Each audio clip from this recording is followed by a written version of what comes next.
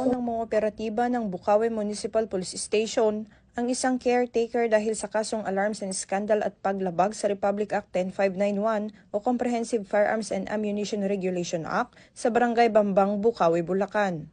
Kinilala ni Police Lieutenant Colonel Virgilio D. Ramirez, Acting Chief of Police ng Bukawi Municipal Police Station, ang sospek na si alias Rick, 46 anyos at residente ng nasabing barangay. Na-recover mula sa kanyang isang caliber 38 revolver na may 5 live ammunition at isang airgun.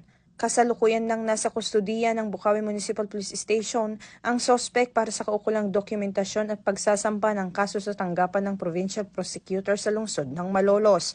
Pinuri naman ni Police Colonel Angel L. Garciliano, Provincial Director ng Bulacan Police Provincial Office, ang maagap na aksyon ng mga rumesponding pulis at muling binigyang diin ang kahalagahan ng pakikipagtulungan ng mamamayan sa pagpapanatili ng kapayapaan at kaayusan sa buong lalawigan.